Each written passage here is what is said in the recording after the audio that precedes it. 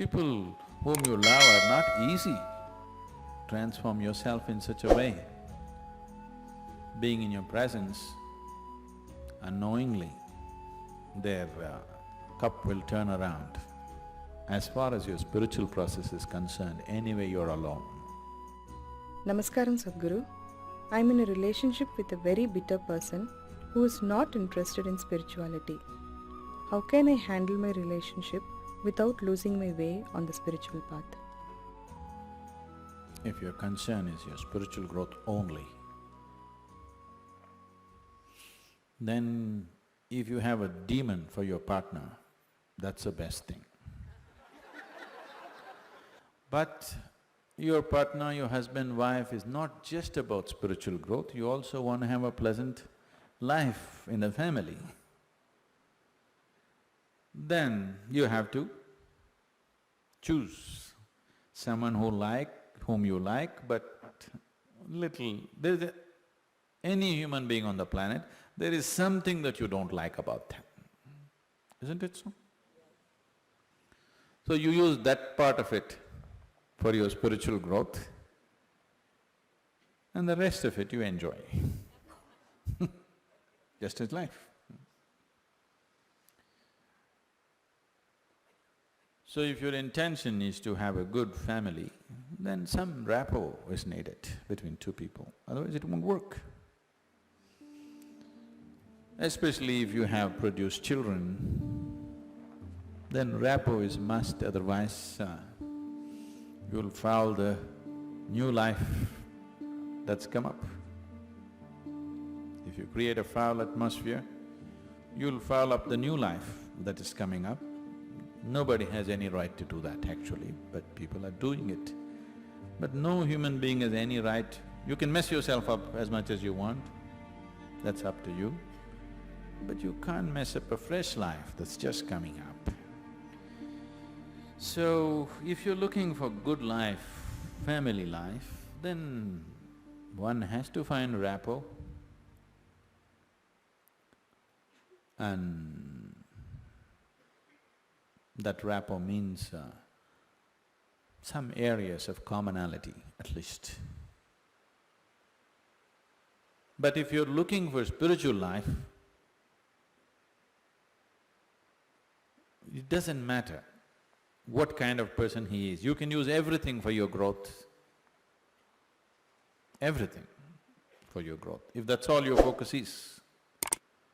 But generally your focus is both ways, you want to have a little bit of that and a little bit of this, so mixed fare.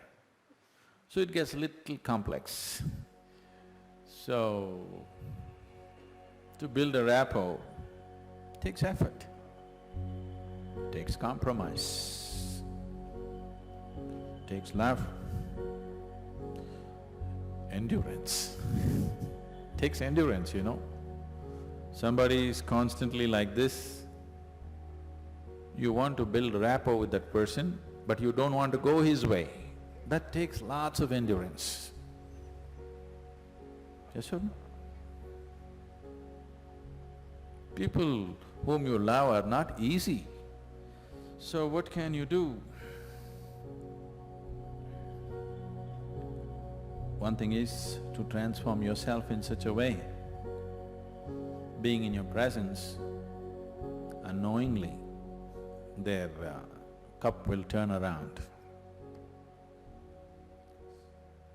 Just yesterday, you know, the other day I just went out in the rain, I went out and it started raining and I was carrying both my India phones because I was expecting some calls and I mean, one is India, one is Europe, one is America, 3 phones I had.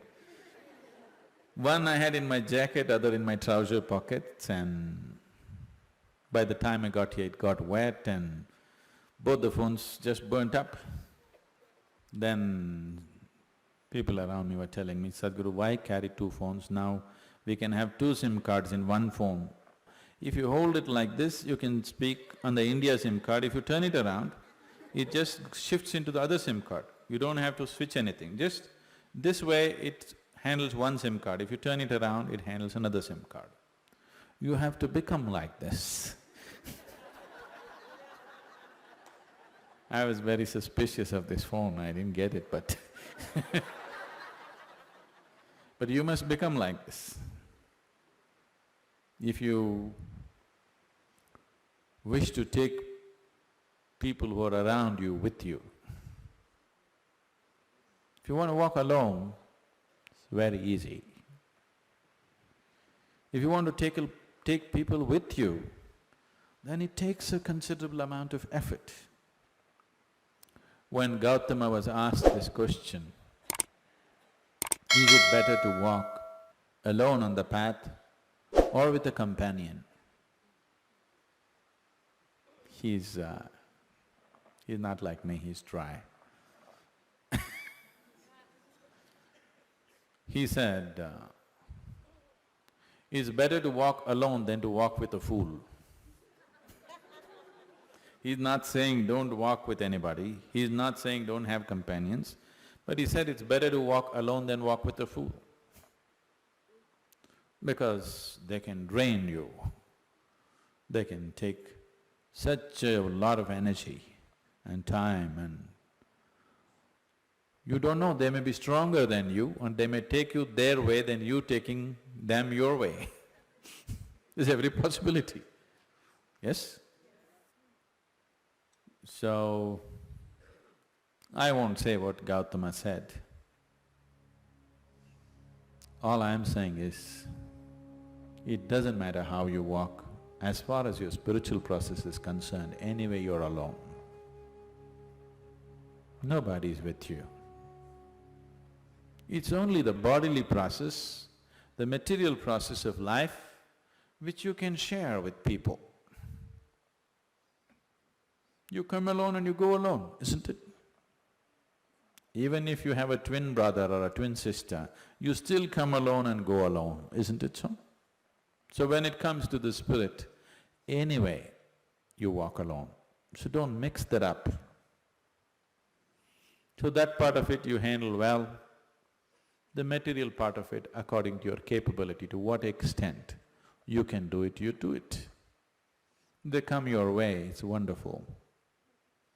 If they don't, it's all right, don't grudge them. It's just that you don't have to go that way. Maybe someday, when the doctor tells you your liver is in a bad state, he may seek divine, you know. Yes? Have you seen people who are walking in the morning? Not everybody, there are certain type of people, these are all over 50, 55 age group people. They have become lean and they're walking briskly every day, religiously they are there. These are all people who generally had a cardiac problem. They almost died. Then their doctor told them, either you do this or you're gone. Now their walking is like a religion. Not Sunday morning, every morning. Have you seen those people? Suddenly they transform, they eat properly, they do everything properly because the fear of life and death has come. So different people need different kinds of impetus. If you're sensible, you learn by just looking. If you're not sensible, you learn by thrashing. Life will thrash you. The material part of your life is never 100% proper, it never can be, isn't it so? Is there any family which is a perfect family? Is there any relationship which is a perfect relationship? Is there any business which is a perfect business? Is there any career which is a perfect career? There is no such thing, don't seek that. Your life will become wasteful and fanciful if you seek such things. They all happen to the extent you're capable of handling them, that's all. So, you make sure the spiritual part of your life, you handle it 100% properly.